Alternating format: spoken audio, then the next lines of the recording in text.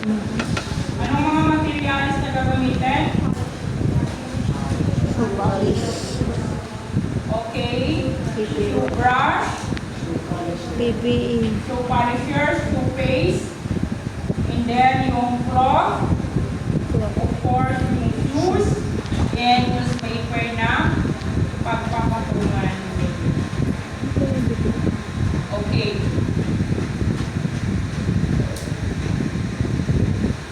Ngayon, ano ang una nyong lilinisan?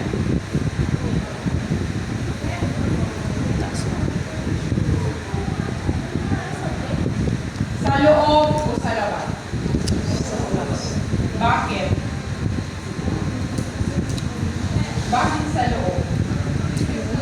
Malinis pa yung cloth. Okay. So, inuuna nating linisan ang loob kasi mas malinis siya kaysa labas. Okay. So, ganito.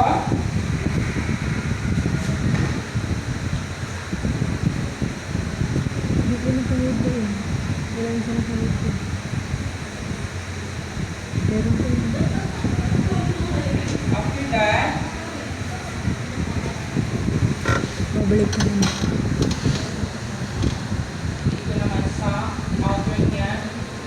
So, ang pag-dust away from you ha. Bakit away from you? Para hindi pupunta sa inyo yung dumi. Okay? So,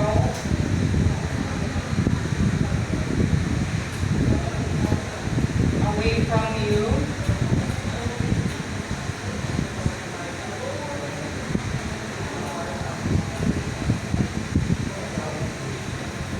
Sinsing mo yung biro dyan. Mabalik yung dumi. Okay, after na na-dustingan, maglalagay na kayo ng shoe paste. Yung gagamitin ninyo doon, hindi ganito ha. Yung shoe paste talaga, yung papilog. Ayun na. Pakita ko muna. Okay, kasi hindi ako agad sa Ano ba din?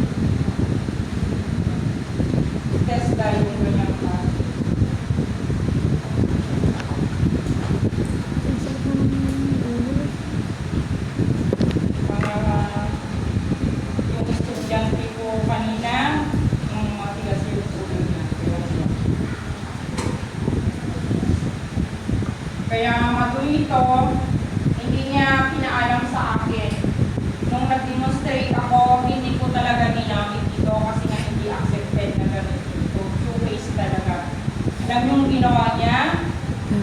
Kumuha siya dito, kinuha niya to, tinanggal niya to, ginanong niya dito. Napaka-common sense mga anak. Ito, ang gamit ko hindi na kailangan gawin ito. Gawa na meron ako. Ganun lang to. Diba? Ginamit na to. So, ano nangyari?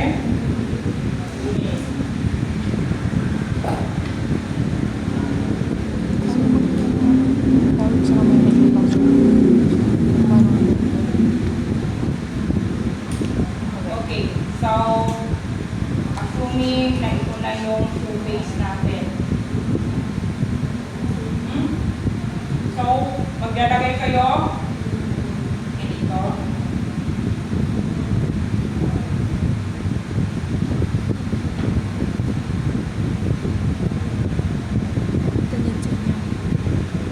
Okay.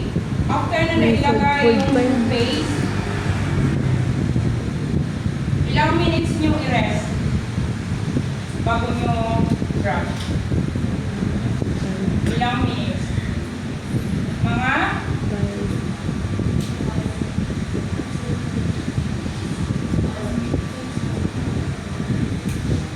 5 to 10 minutes. So, tapos na yung 10 minutes. So, i-brush na. Wala akong shoe brush. So, assuming ito na yung shoe brush natin. So, ang pag-brush,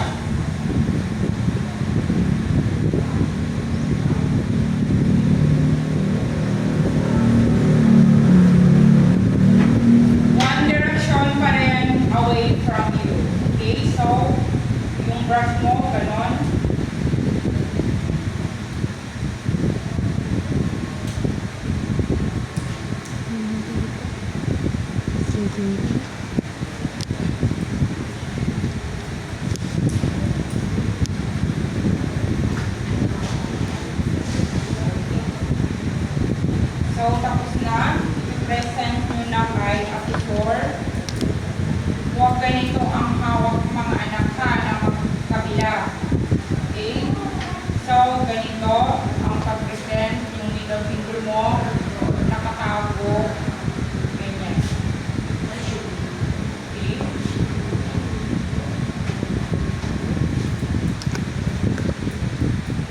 Okay? Any question, clarification, okay na to lahat. So, una muna tayo sa loading ng trolley. Okay? Sa pag-load,